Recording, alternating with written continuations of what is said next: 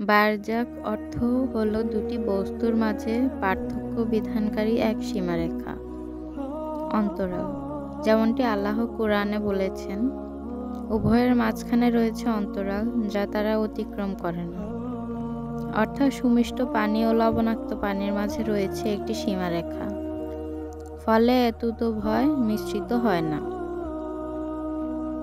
বারজাখের জীবন হলো দুনিয়া এবং আখেরাতের মধ্যবর্তী একটি অন্তর্বর্তীকালীন জীবন।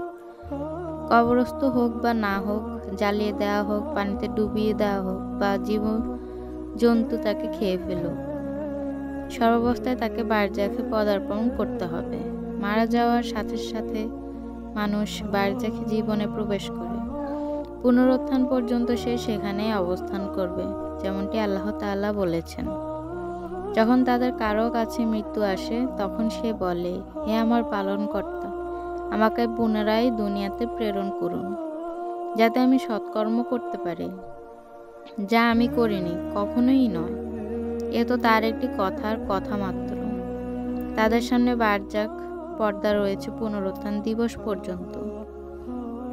কবর কবর হলো মানুষের ঘর এবং কিয়ামত পর্যন্ত তাদের আবাসস্থল। কবরস্থকরণ বিষয়টি প্রথম আদম সন্তান থেকেই প্রচলিত।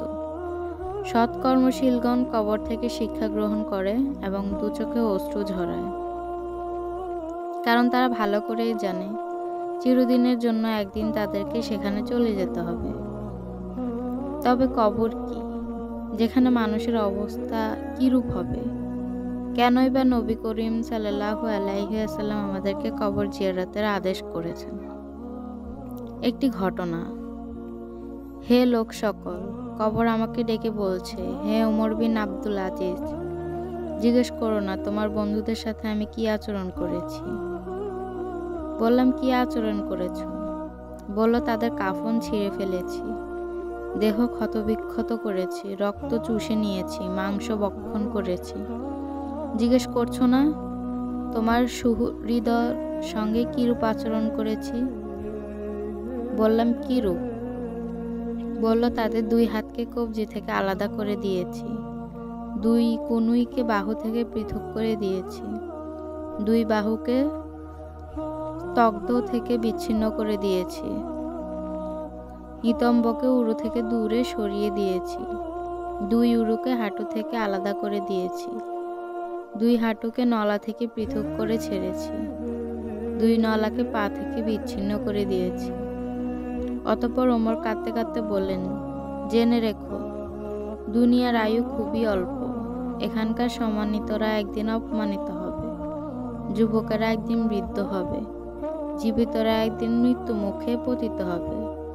দুনিয়ার মোহে যে প্রতারিত হলো, সেই প্রকৃত প্রতারিত। আধুনিক শহর বন্দরের রূপকারগণ আজ কোথায়? মাটি তাদের সঙ্গে কি আচরণ করেছে? কীট তাদের হাড়গুলো কি বানিয়েছে? দুনিয়াতে তারা কোমল বিছানায় আরাম করত, দামি গালিচার উপর হাঁটত, শত শত সেবক সেবিকা রাত দিন ব্যস্ত থাকত তাদের বিনোদন দিতে, তাদের জন্য পানীয় সরবরাহ করত। তাদের কবরের দিকে আজ তাকিয়ে দেখো। ধনীদের জিজ্ঞেস করো, কোনো সম্পদ কি তারা সেখানে নিয়ে যেতে পেরেছে? দারিদ্রদের জিজ্ঞেস করো, তাদের দারিদ্র্য কি সেখানে অবশিষ্ট আছে? তাদের জিহ্বাকে জিজ্ঞেস করো, যা দিয়ে তারা কথা বলতো, চোখকে জিজ্ঞেস করো, যা দিয়ে তারা সৌন্দর্য অবলোকন করত। তাদের নরম চামড়া এবং সুশ্রী চেহারাগুলো সম্পর্কে জিজ্ঞেস করো, কীট এগুলো কিসে পরিণত করেছে, বিবর্ণ করে ছেড়েছে, মাংস খেয়ে ফেলেছে, হাড়গুলো ছিন্ন বিচ্ছিন্ন করে দিয়েছে। কোথায় আজ তাদের সেবক সেবিকা? কোথায় তাদের অঢেল ধন সম্পদ? আল্লাহর শপথ, কবরে তারা গালিচা বিছানোর সুযোগ পায়নি, সোফায় হেলান দেওয়ার সাহস পায়নি। দিন রাত কি তাদের জন্য সমান নয়? মৃত্যু তাদের আমলকে বন্ধ করে দিয়েছে, বন্ধু বান্ধব থেকে বিচ্ছিন্ন করে দিয়েছে। স্ত্রীরা ভিন্ন স্বামী গ্রহণ করে সংসার করছে, ছেলেমেয়েরা নতুন জীবন নিয়ে সুখে আছে, উত্তরাধিকার পেয়ে সকলে পরম শান্তিতে দিন যাপন করছে। আর কারো কারো কবরকে প্রশস্ত করে দেওয়া হয়েছে, সেখানে তারা সীমাহীন সুখে জীবন যাপন করছে। অতঃপর আবারও কাঁদতে কাঁদতে বলতে লাগলেন, হে আগামীর কবরবাসী, কিসে তোমাদের প্রতিরত করে রেখেছে? আজকের সজ্জা, সুগন্ধি এবং সৌন্দর্য কি সেদিন তোমার সঙ্গে থাকবে? হায়, মৃত্যুর ফেরেশতা পালনকর্তার পক্ষ থেকে কি বার্তা নিয়ে তোমার কাছে এসে পৌঁছবে? অতঃপর কঞ্জনরত অবস্থায় বাড়ি ফিরে গেলেন। এর ঠিক 1 সপ্তাহ পরেই তিনি ইন্তেকাল করেছিলেন। আল্লাহ তাকে রহম করুন। কবরই তোমার প্রকৃত ঘর। একে সুসজ্জিত করো অথবা অবহেলায় নষ্ট করো। কবরের মানুষের অবস্থা। কবর এমন এক জগৎ যেখানে অনেক কিছুই ঘটতে পারে। নবী করিম সাল্লাল্লাহু আলাইহি ওয়াসাল্লাম আমাদেরকে সে সম্পর্কে অবহিত করে সতর্ক করেছেন। আমল অনুযায়ী কবরে মানুষের অবস্থা বিভিন্ন রকম হয়।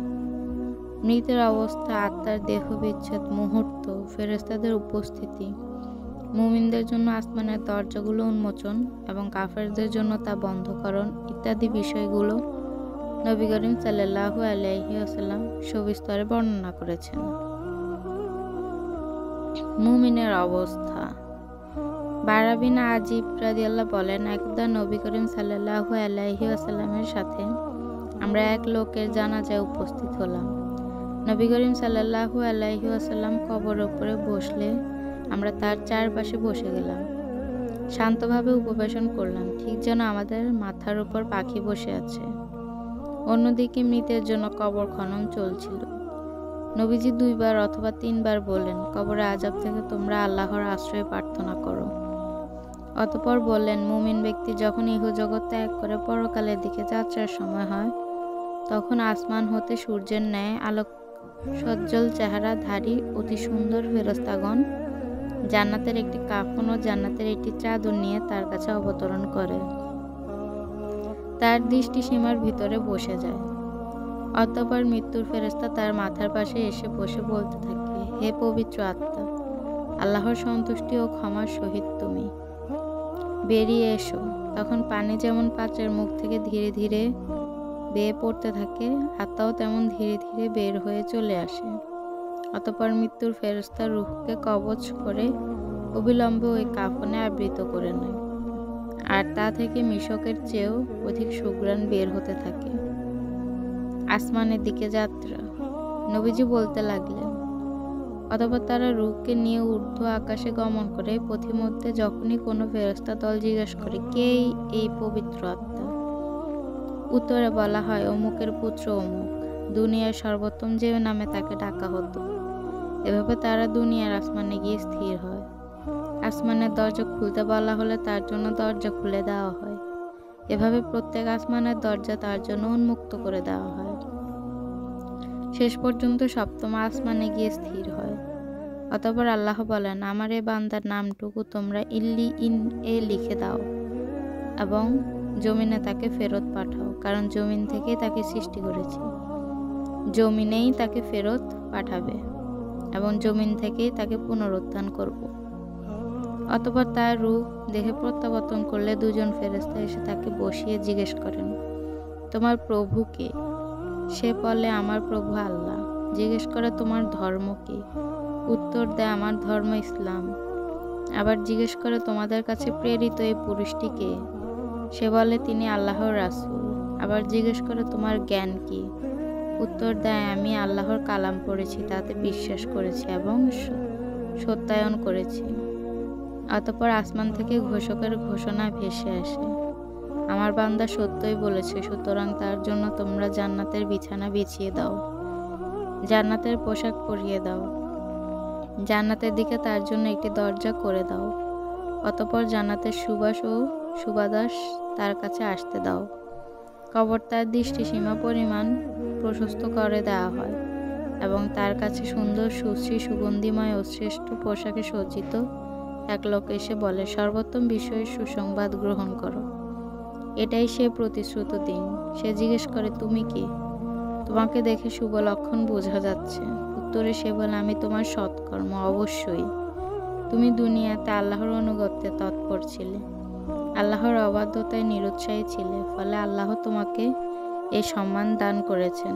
অতঃপর সে বলতে থাকে, হে প্রতিপালক, কিয়ামত সংগঠিত করুন, যেন আমি আমার পরিজন ও জান্নাতের ধনভাণ্ডারের দিকে ফিরে যেতে পারি। হ্যাঁ, আমি তোমার সেই সৎকর্ম। তবে কি ছিল তার সৎকর্ম? এ তো তার নামাজ, রোজা, তার সততা ও সত্যবাদিতা, তার ভয় ও কান্না, তার হজ ও উমরা, তার কোরআন তেলাওয়াত, পালনকর্তার প্রতি তার অতিশয় শ্রদ্ধা ও ভালোবাসা, রাত্রিকালে তার বিরামহীন ইবাদত, দিনের বেলায় রোজা, পিতামাতার প্রতি তার সদাচরণ, জ্ঞানের প্রতি তৃষ্ণা, আল্লাহর পথে জিহাদ এবং সত্যের দিকে মানুষকে দাওয়াত। মুমিন ব্যক্তি সুন্দর এই লোকটিকে সুসংবাদ দিতে দেখবে, চারপাশে তাকিয়ে দেখবে কবর তার দৃষ্টিসীমা পর্যন্ত প্রশস্ত হয়ে গেছে। তাদের জান্নাতের বিছানা বিছানো, গায়ে জান্নাতের পোশাক। সে বুঝতে পারবে জান্নাতে তার জন্য অপেক্ষমান নেয়ামত সমূহের তুলনায় এগুলো কিছুই না। ফলে দোয়া করতে থাকবে, হে প্রতিপালক, কিয়ামত ত্বরান্বিত করুন, যেন পরিবার ও চিরসুখের দিকে আমি চলে যেতে পারি। কাফের ও পাপিষ্টের অবস্থা। আসমান হতে তখন কালো কুৎসিত আকৃতিতে মোটা অমসৃণ পোশাক নিয়ে ফেরেশতাগণ তার কাছে এসে তার দৃষ্টিসীমার ভেতরে বসে যায়। অতঃপর মৃত্যুর ফেরেশতা এসে মাথার পাশে বসে বলে, হে পাপিষ্ট আত্মা, আল্লাহর ক্রোধ ও গোসা নিয়ে তুই বেরিয়ে আয়। অতঃপর আত্মা শরীরে ছোটাছুটি করতে থাকে। অতঃপর ফেরেশতা তার শরীর থেকে এমনভাবে তাকে টেনে বের করে, যেমন গরম শীত থেকে সিদ্ধ মাংস টেনে বিক্ষিপ্তভাবে আলাদা করা হয়। আসমান জমিনের সকল ফেরেশতা তাকে অভিশাপ দিতে থাকে। আত্মা বহিষ্কারের পর অবিলম্বে তাকে সেই মোটা অমসৃণ পোশাকের ভিতরে রেখে দেওয়া হয়, আর তা থেকে পচা গলা বস্তুর চেয়ে নিকৃষ্ট দুর্গন্ধ বের হতে থাকে। তাকে নিয়ে ফেরেশতারা উপরে উঠতে থাকে। কোনো ফেরেশতার পাশ দিয়ে অতিক্রমকালে জিজ্ঞেস করে, কে এই পাপিষ্ট আত্মা? উত্তরে তারা বলে, অমুকের ছেলে অমুক। দুনিয়াতে যে নিকৃষ্ট নাম দিয়ে তাকে ডাকা হতো, শেষ পর্যন্ত তাকে দুনিয়ার আসমান পর্যন্ত নিয়ে আসমানের দরজা খুলতে বলা হয়, কিন্তু পাপিষ্ট এই আত্মার জন্য দরজা খোলা হয় না। অতঃপর নবীজি আয়াত পাঠ করলেন, তাদের জন্য আসমানের দ্বারগুলো উন্মুক্ত করা হবে না, যে পর্যন্ত না সূর্যের ছিদ্র দিয়ে উট প্রবেশ করে। অতঃপর আল্লাহ বলেন, তার নামটা জমিনের সর্বনিম্নে সিজ্জিনে লিখে দাও। অতঃপর তার রূহকে নিক্ষেপ করা হয়।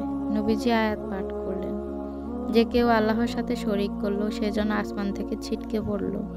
অতঃপর মৃতভোজী পাখি তাকে ছোঁ মেরে নিয়ে গেল, অথবা বাতাস তাকে উড়িয়ে নিয়ে কোনো দূরবর্তী স্থানে নিক্ষেপ করলো। অতঃপর আত্মা দেহে প্রত্যাবর্তন করলে দুজন ফেরেশতা এসে তাকে বসিয়ে জিজ্ঞেস করে, তোমার প্রভু কে? সে বলে, হায় হায়, আমি তো জানি না। জিজ্ঞেস করে, তোমার ধর্ম কি? সে বলে, হায় হায়, আমি তো জানি না। আবার জিজ্ঞেস করে, তোমাদের কাছে প্রেরিত এই ব্যক্তিটি কে? সে বলে, হায় হায়, আমি তো জানি না। তারা বলতে থাকে, তুমি কিছুই জানোনি, কিছুই পড়নি। অতঃপর আসমান হতে ঘোষকের ঘোষণায় ভেসে আসে, সে মিথ্যা বলেছে, সুতরাং তার জন্য জাহান্নামের বিছানা বিছিয়ে দাও, জাহান্নামের দিকে তার জন্য দরজা করে দাও। ফলে জাহান্নামের উত্তাপ এবং অগ্নিশিখা তার কবরে আসতে থাকে। কবরকে তার জন্য অতি সংকীর্ণ করে দেওয়া হয়, ফলে তার দেহের মাংসপিণ্ডগুলো বিক্ষত হয়ে যায়। অতঃপর দুর্গন্ধযুক্ত, বিশ্রী ও ভয়ানক চেহারা বিশিষ্ট এক লোক অমসৃণ পোশাকে তার কাছে এসে বলতে থাকে, এটাই তোমার সেই প্রতিশ্রুত দিন। আল্লাহর অনুগত্যে তুমি অবহেলা করতে, আল্লাহর অবাধ্যতায় তুমি তৎপর ছিলে, ফলে তোমার কাজে এই পরিণতি। সে বলবে, তুমি কে? তোমাকে দেখে অশুভ লক্ষণ বোঝা যাচ্ছে। সে বলবে, আমিই তোমার সে অপকর্ম। হ্যাঁ, সে বলবে, আমিই তোমার সে অপকর্ম। তবে কি সেই অপকর্ম? এত আল্লাহর সঙ্গে তার অংশীদার সাব্যস্তকরণ, আল্লাহকে ছেড়ে অন্যদের নামে শপথ, কবর পূজা, মদ্যপান, ব্যভিচার, সুদী লেনদেন, গান বাদ্য শ্রবণ, উপদেশকারীদের অবমূল্যায়ন এবং সৃষ্টিকর্তার উপর দুঃসাহস প্রদর্শন। সেদিনের শত অনুতাপ তার কোনো কাজে আসবে না, পরিতাপ কেবল বাড়তেই থাকবে। সেদিনের হাজারো অশ্রু ফোঁটা বিন্দুমাত্র উপকারে আসবে না। কোথায় ছিল তোমার এত মায়া কান্না, যখন তুমি নিষিদ্ধ বস্তুর দিকে তাকিয়ে থাকতে, অশ্লীলতা এবং কুপ্রবৃত্তির অনুসরণ করতে? যৌনাঙ্গ, দৃষ্টিকর্ণ ইত্যাদি সংরক্ষণের জন্য কত উপদেশ তোমার কাছে এসেছিল। আজ তুমি কাঁদো বা হাসো, শাস্তি হতে রক্ষা পাওয়ার কোনো উপায় নেই। আল্লাহ বলেন, এতে প্রবেশ করো, অতঃপর তোমরা সবর করো অথবা না করো, উভয়ই তোমাদের জন্য সমান। তোমরা যা করতে তোমাদেরকে কেবল তারই প্রতিফল দেওয়া হবে। তখনই সে বুঝতে পারবে কবর পরবর্তী জীবন অধিক ভয়াবহ, অধিক স্থায়ী। নবীজি বলেন, অতঃপর সে বলবে, হে পালনকর্তা, আপনি কিয়ামত ঘটাবেন না? অতঃপর তার শাস্তির জন্য এক অন্ধ, বোবা ও বধির ফেরেশতা নিয়োগ করেন, যার হাতে একটি বিশাল হাতুড়ি। তা দিয়ে যদি সে পর্বতকে আঘাত করে, তবে নিমিষে পর্বত মাটির সাথে মিশে যাবে। হাতুড়ি দিয়ে সে তাকে একটি আঘাত করে, আঘাতের ফলে সে মাটির সাথে মিশে যায়। অতঃপর তাকে পুনরায় জীবিত করে, পূর্বের মতো করে দেওয়া হয়। আবারও ফেরেশতা তাকে আঘাত করে মাটির সাথে মিশিয়ে দেয়। তার চিৎকার মানুষ ও জিন ছাড়া সকলেই শুনতে পায়। এই হলো কবরের মানুষের অবস্থা। মুসলিমরা যদি জানতো, তবে অবশ্যই তার জন্য পূর্ণ প্রস্তুতি নিত। কবরকে জান্নাতের বাগিচা বানাতে প্রাণপণ চেষ্টা করত, অধিক পরিমাণে সৎকর্ম করত। হে আল্লাহ, আমাদের কবরগুলো জান্নাতের বাগিচা বানিয়ে দিন। জাহান্নামের গহ্বর থেকে আমাদের বাঁচান।